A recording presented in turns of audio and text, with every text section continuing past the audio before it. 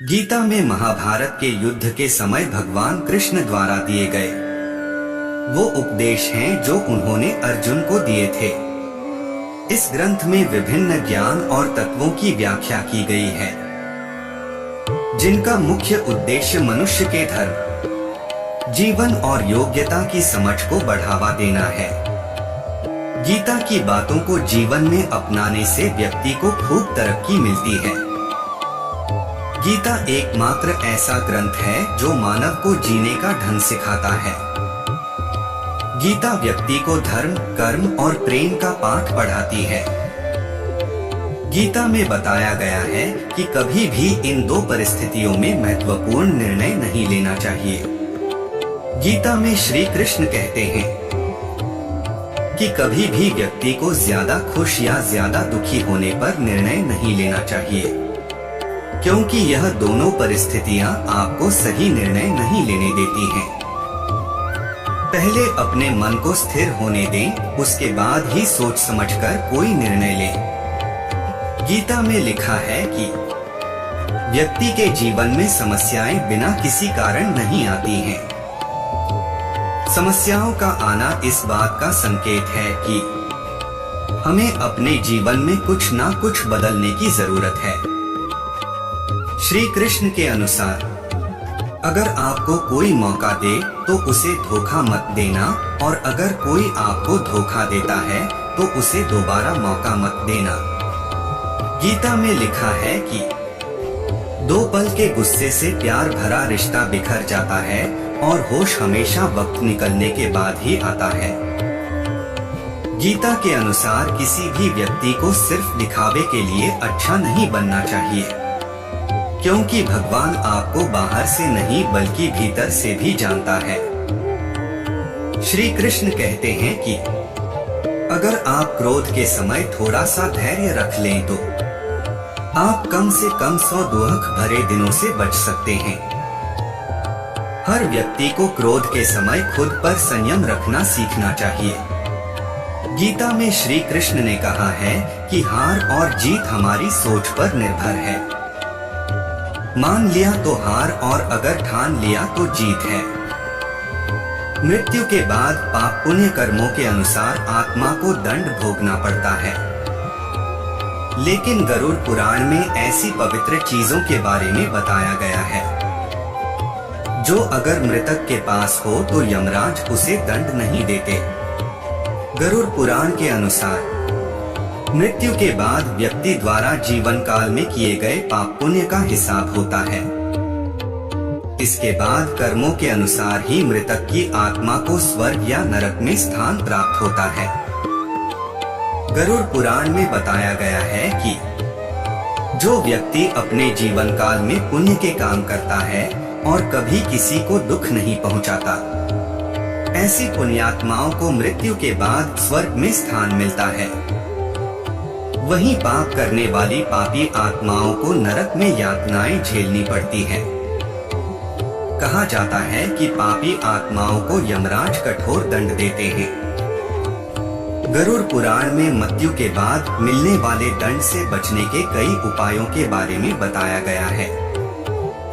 गरुड़ पुराण में बताया गया है कि अगर किसी की मृत्यु के बाद मृतक के पास इन पवित्र चीजों में किसी एक को भी रख दिया जाए तो यमराज उसकी आत्मा को दंड नहीं देते हैं।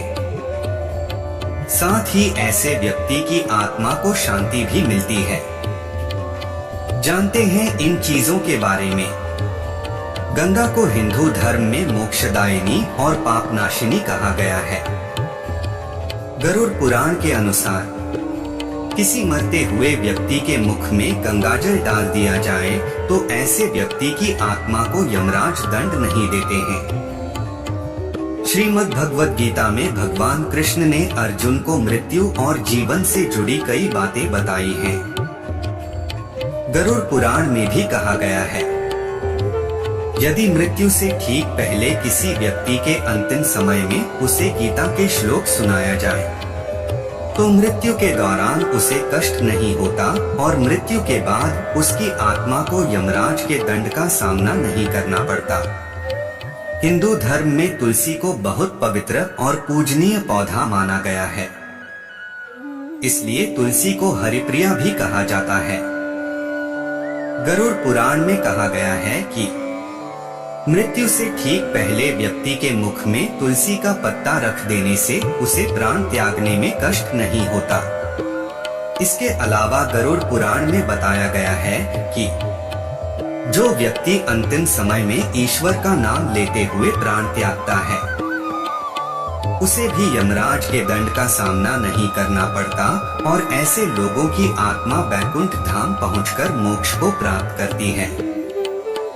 गीता में जीवन के अर्थ को विस्तार पूर्वक बहुत खूबसूरत तरीके से समझाया गया है। गीता का अनुसरण करने वाला व्यक्ति जीवन में कभी असफल नहीं होता है। गीता में श्री कृष्ण ने बुद्धिमान व्यक्ति की पहचान बताई है। आप अपने जीवन में अच्छे काम करते रहे, दुनिया तारीफ करे या ना करे, क्योंकि जब आधी दुनिया सोती है तो भी सूरज निकलता है। अगर हमें हमेशा जीवन में सफलता मिलती रहेगी तो हमें जिंदगी का असल अर्थ समझ नहीं आएगा। कर्म पर विश्वास रखो और ईश्वर पर आस्था। कितना भी मुश्किल वक्त क्यों ना हो, निकलेगा जरूर रास्ता। भरोसा रखें, जब हम किसी का अच्छा कर रहे होते हैं तब हमारे लिए भी कहीं कुछ अच्छा हो रहा होता है। समझनी है जिंदगी तो पीछे देखो, अगर जीनी है जिंदगी तो आगे देखो। गीता में श्री कृष्ण ने कहा है कि समय कभी एक जैसा नहीं रहता है, यह हमेशा ही बदलता रहता है। इसलिए हमें कभी भी एक परिस्थिति में नहीं रहना चाहिए। जो लोग दूसरों को बेवजह रुलाते हैं, उन्हें भी आगे चलकर रोना पड़ता है। जो लोग दूसरों को दुख देते हैं, उन्हें भी अपने जीवन में आगे चलकर दुख भोगना पड़ता है। गीता में श्री कृष्ण ने बुद्धिमान व्यक्ति की पहचान बताई है। गीता के अनुसार सबसे समझदार और स्थिर बुद्धि वाला व्यक्ति वही होता है जो सफलता मिलने पर अहंकार में नहीं करता है और विफलता मिलने पर गम में नहीं डूब जाता। श्री कृष्ण कहते हैं कि केवल डरपोक और कमजोर लोग ही चीजों को भाग्य पर छोड़ते हैं। वहीं जो लोग मजबूत और खुद पर भरोसा करने वाले होते हैं, वे कभी भी नीति या भाग्य पर निर्भर नहीं रहते हैं। गीता के अनुसार कभी भी सिर्फ दिखावे के लिए अच्छा नहीं बनना चाहिए, क्योंकि परमात्मा से कुछ भी नहीं छिपा है। वो आपको बाहर से नहीं बल्कि भीतर से भी जानता है। इसलिए कोई भी बदलाव पूरी तरह से स्वयं के लिए होना चाहिए। श्री कृष्ण के कहते हैं कि आप खुश हैं या दुखी, यह दोनों आपके विचारों पर निर्भर है। अगर आप प्रसन्न रहना चाहते हैं तो आप हर हाल में प्रसन्न ही रहेंगे। लेकिन अगर आप बार बार नकारात्मक विचार लाएंगे तो आप दुखी ही होंगे। विचार ही हर व्यक्ति का शत्रु और मित्र होता है। श्री कृष्ण कहते हैं, किसी के साथ चलने से ना तो कोई खुशी मिलती है और ना ही लक्ष्य। इसलिए मनुष्य को सदैव अपने कर्मों पर विश्वास करते हुए अकेले चलते रहना चाहिए। गीता में श्री कृष्ण ने कर्मयोग, भक्ति योग और ज्ञान योग को ही कल्याण का प्रमुख साधन बताया है। कर्म के प्रवाह से संबंध का टूट जाना ही जीवन का लक्ष्य है और यह लक्ष्य उपर्युक्त तीनों मार्गों से प्राप्त हो सकता है। जब लक्ष्य बड़ा होता है तो शुरुआत की कोशिशों में असफल होने की संभावनाएं काफी अधिक रहती हैं और यही डर हमारी असफलता का कारण बनता है। चाणक्य नीति के अनुसार डर हमारी कल्पना से अधिक कुछ भी नहीं है। लक्ष्य पाना है तो कड़े कदम उठाने से डरे नहीं। अपनी सूझबूझ से प्लान कर लक्ष्य की ओर बढ़ें। लोगों की सोच की परवाह न करें। काम कभी छोटा या बड़ा नहीं होता। चाणक्य के अनुसार जिस कार्य में आपकी रुचि है और उसे पूरा करने की क्षमता है तो उसे पूरे मन लगाकर करें। लोग क्या सोचेंगे इस बात से प्रभावित न हो, क्योंकि ऐसे लोग आपकी वास्तविकता से परे होते हैं। ऐसे लोगों की बातों की परवाह करना बेकार है। अहंकार की आग सफलता पाना जितना मुश्किल है, उससे ज्यादा कठिन है उसे निरंतर बनाए रखना। जब कामयाबी हाथ लगती है तो कई बार उसका घमंड आ जाता है, जो व्यक्ति के पतन का कारण बनता है। ऐसे में कामयाब बने रहने के लिए कभी अपने पद पैसा का अभिमान न करें। गीता में कहा गया है, कोई भी अपने कर्म से भाग नहीं सकता, कर्म का फल तो भुगतना ही पड़ता है। अच्छे कर्म करने के बावजूद भी लोग केवल आपकी बुराइयां ही याद रखेंगे। इसलिए लोग क्या कहते हैं इस पर ध्यान मत दो, तुम अपना कर्म करते रहो। जिस मनुष्य के पास सब्र की ताकत है, उस मनुष्य की ताकत का कोई मुकाबला नहीं कर सकता। मनुष्य को जीवन की चुनौतियों से भागना नहीं चाहिए, ना ही भाग्य और ईश्वर की इच्छा जैसे बहानों का प्रयोग करना चाहिए। शिक्षा और ज्ञान उसी को मिलता है जिसमें जिज्ञासा होती है। जिस प्रकार अग्नि सोने को परखता है, उसी प्रकार संकट वीर पुरुष को।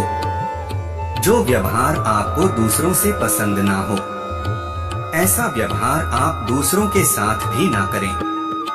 एक अनुशासित व्यक्ति ही अपना तथा समाज व देश का विकास कर सकता है। अगर आपको कोई अच्छा लगता है तो अच्छा वो नहीं बल्कि अच्छे आप हो, क्योंकि उसमें अच्छाई देखने वाली नजर आपके पास है। जो मुझे सर्वत्र देखता है और सब कुछ मुझ में देखता है, उसके लिए न तो मैं कभी अदृश्य होता हूँ और न वह मेरे लिए अदृश्य होता है। मेरा तेरा, छोटा बड़ा, अपना पराया मन से मिटा दो, फिर सब तुम्हारा है और तुम सबके हो। जिस प्रकार सूर्य उगते ही अंधकार मिट जाता है, उसी प्रकार सही ज्ञान की प्राप्ति से अज्ञान का अंत हो जाता है। तुम इस धरती पर मेहमान हो, मालिक नहीं, इसलिए अहंकार छोड़ दो। अकेले रहना तुम्हें यह भी सिखाता है कि वास्तव में तुम्हारे पास स्वयं के अलावा और कुछ भी नहीं। निराश ना होना, कमजोर तेरा वक्त है। तू नहीं जैसे समुद्र के पार जाने के लिए नाव ही एकमात्र साधन है, वैसे ही स्वर्ग में जाने के लिए सत्य ही एकमात्र सीढ़ी है, कुछ और नहीं। जो मनुष्य अपने कर्मफल प्रति निश्चिंत है और जो अपने कर्तव्य का पालन करता है, वही असली योगी है।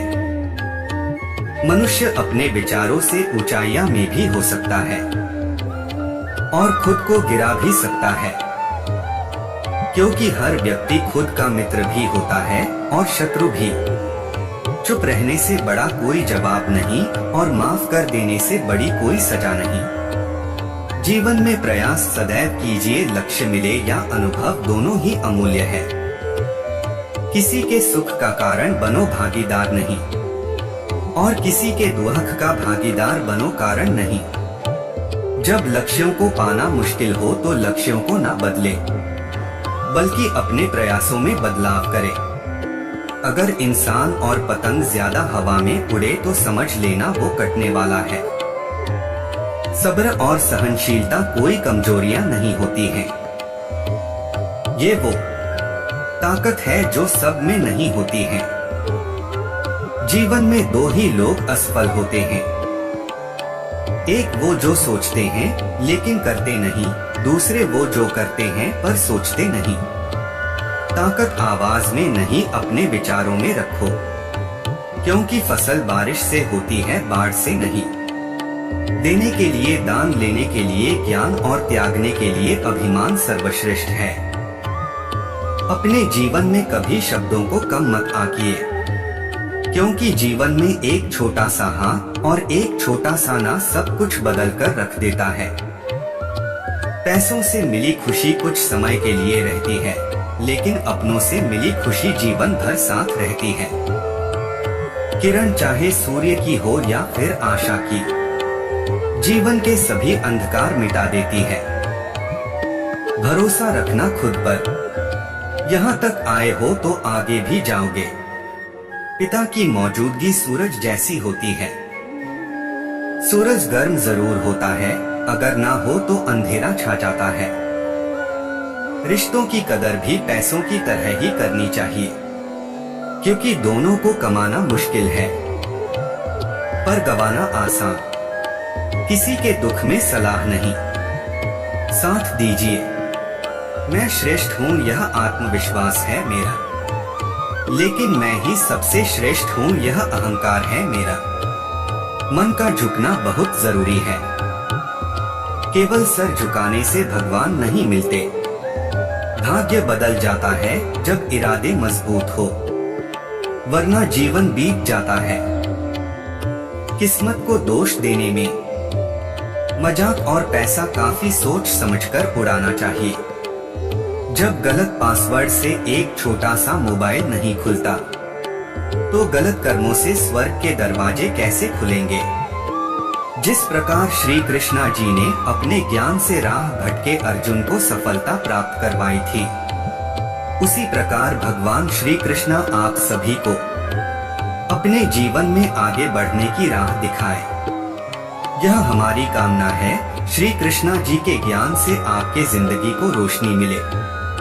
श्री कृष्णा जी के सुविचार आपको सही मार्ग पर ले जाने में सफल रहेंगे।